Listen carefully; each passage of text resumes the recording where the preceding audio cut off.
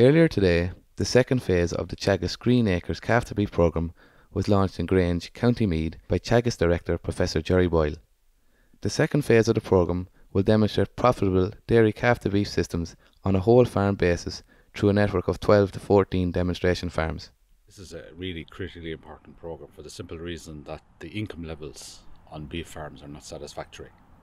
I mean, the situation is that the dairy income is roughly three times in fact last year, the beef income. So what this programme is all about is driving on productivity on farms to increase farmers' income.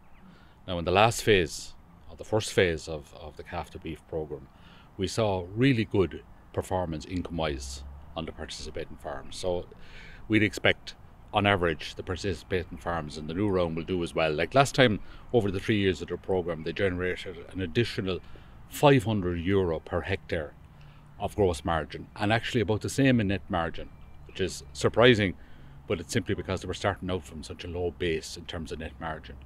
Now that's on top of then their single farm payment, and that's critical. You're not eating into the single farm payment. So for the participating farms, we expect them to generate significant increases in their income.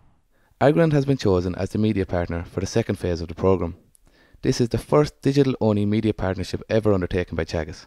What's really important about this programme this time round, and with the help of Agriland in particular, we're going to be disseminating this to a wider group of farmers.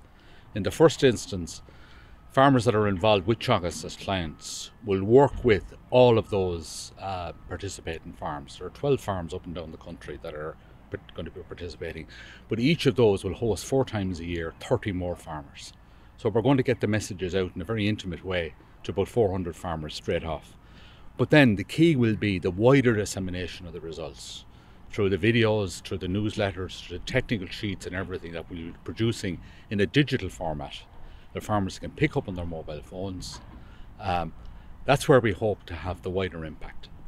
The Green Acres Calf to Beef programme is supported by 6 industry partners who are funding the programme.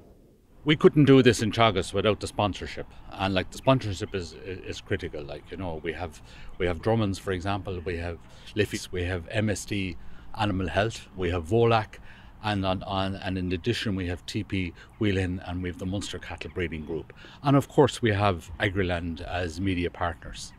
So look, that's critical not only to supply the resources in terms of cash and in kind, indeed, expertise and so on, but it's critical to have the industry involved with farmers, particularly the processors, but not only the processors, all the other varied interests, because they all have a role to play in driving incomes on farm, and they also have a role to play in understanding the kind of difficulties that farmers are going to face in the farming situation. Like this year is a very good example, and it's very good to have those agri-industries involved, I think, for that reason as well. Given the growth of the Irish dairy herd and the subsequent Holstein Friesian and Angus calves that are available for beef production, the Grange dairy calf to beef herd is of fundamental importance to the industry. Today, Teagasc's Nicky Byrne gave an overview of the dairy calf to beef herd in Grange. So it's a complete farm system study, and within that we're looking at 3 different animal genotype groups. So we have our Holstein Friesian group, we've 2 Angus treatments in, both of low and high carcass conformation and carcass weight on their Eurostar figures. And then within the Friesian group we also have selected for both high and low EBI beef sub-index.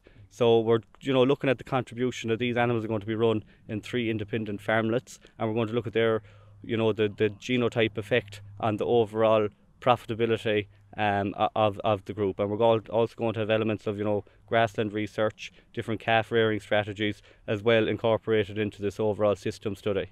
Holstein Friesian steers will be slaughtered at 24 months of age, while Aberdeen Angus will be finished slightly earlier. All inputs and outputs will be recorded for the systems.